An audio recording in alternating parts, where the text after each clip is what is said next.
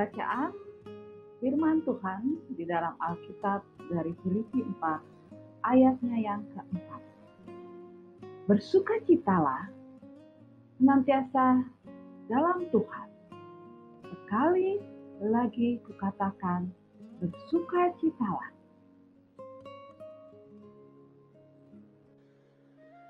Bapak, Ibu, Saudara-saudari sekalian, selamat datang di bulan yang baru, yaitu bulan September, yang seringkali diibaratkan sebagai bulan yang penuh dengan sukacita dan ceria. Bapak, Ibu, Saudara terkasih dalam Yesus Kristus, dalam hidup kita ini tidak ada satupun yang tidak berubah, bukan? Dari ceria bisa menjadi kelam, dari terang bisa menjadi gelap. Namun sebaliknya, dari gelap bisa menjadi terang, dan dari gelap bisa menjadi ceria. Jean-Dominique Bauby adalah seorang yang cukup terkenal di Prancis. Di usia mudanya, dia sudah menjadi pemimpin redaksi majalah terkenal di Prancis. Namun, di tahun 1996, Jean-Dominique dipanggil Tuhan. Dia menulis sebuah buku sebelum beliau meninggal, yang berjudul The Bubble and the Butterfly, mengisahkan tentang kehidupan sang pemimpin redaksi majalah Elle ini.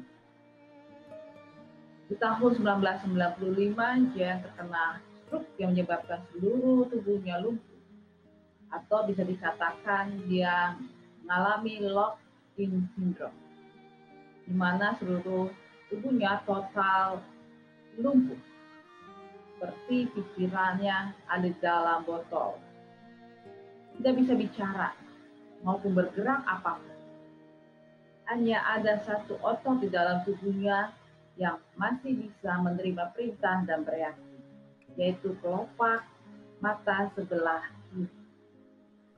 Coba bagaimana ketika kita di usia muda sangat luar biasa produktif, tapi mengalami lock-in syndrome. Hanya mata sebelah kiri saja yang bisa bereaksi. Ini menjadi kelam sekali kehidupan kita, bukan? Tetapi tidak begitu dengan Jean-Dominique. Dia tetap bisa berpikir dengan positif dan jernih. Bahkan, dia bertekad untuk menulis sebuah buku yang diberi judul akhirnya The Bubble and the Butterfly. Buku yang diciptakan untuk menginspirasi berkaitan dengan pergumulan kehidupan. Bapak, Ibu, Saudara-saudari yang terkasih, dalam bukunya dia berkata, betapa bahagianya aku akan jadi orang paling bahagia di dunia ini jika aku bisa menelan ludaku saja. Jadi bisa dibayangkan betapa sukarnya kehidupan Jean-Dominique. Untuk menelan ludah saja adalah hal yang sepertinya sangat mustahil. Sedangkan banyak orang masih bisa makan makanan enak, masih bisa menikmati rasa, masih bisa makan bakmi Medan, nasi Padang, sambal, itu saja masih suka mengeluh sepanjang hari, bahkan sepanjang tahun. Firman Tuhan mengingatkan kepada kita, bersukacitalah senantiasa dalam Tuhan. Sekali lagi, katakan bersukacitalah. Saudara-saudari, Bapak, Ibu sekalian, bersukacita dalam Tuhan berarti kita senantiasa mengingat dan berhubung terus dengan Tuhan kita Yesus Kristus. Kenapa? Karena kita mengingat keberadaan kita yang sangat mudah sekali mengeluh, menjadi kelam, bahkan putus asa. Kita butuh Tuhan Yesus Kristus dalam hidup kita untuk menopang kita. Bergumul bersama Tuhan di dalam doa. Dan mintalah Tuhan memberikan kepekaan kepada kita untuk merasakan bahkan hal-hal yang paling sederhana yang sering kali kita tidak anggap, seperti bisa melirik ke kanan ke kiri, bisa kedip-kedip, bisa merasakan makanan, masih bisa tersenyum, dan banyak hal yang lain. Agar ketika kita peka merasakan karya Tuhan dalam hidup kita, kita pun akan peka untuk merasakan kehadiran Tuhan dan turunan Tuhan dalam hidup kita. Bila kita peka merasakan turunan Tuhan, maka selalu ada jalan keluar setiap masalah kita.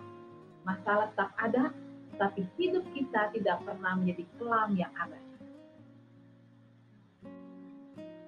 Berusahalah untuk terus bersuka cita, sekalipun kita dalam masalah kehidupan kita. Jangan lihat kehidupan orang lain, tapi pandanglah Tuhan Yesus Kristus. Hidup yang sempurna bukan berarti hidup kita tanpa masalah. Bahkan dalam masalah kita masih bisa tersenyum, bukan pura-pura, tetapi karena sukacita yang hadir dalam hidup kita. Tersenyum karena kita merasa di tengah masalah kita tidak sendiri. Tersenyum karena dalam masalah kita merasa karya Tuhan semakin nyata menuntun hidup kita. Sekalipun kita tetap harus berusaha untuk mengalahkan masalah kita, bukan karena kekuatan kita, tapi dari Tuhan Yesus Kristus yang memberikan kekuatan dan selalu baru kita kasihnya menyegarkan hidup kita. Tuhan Yesus memberkati kita. Amin.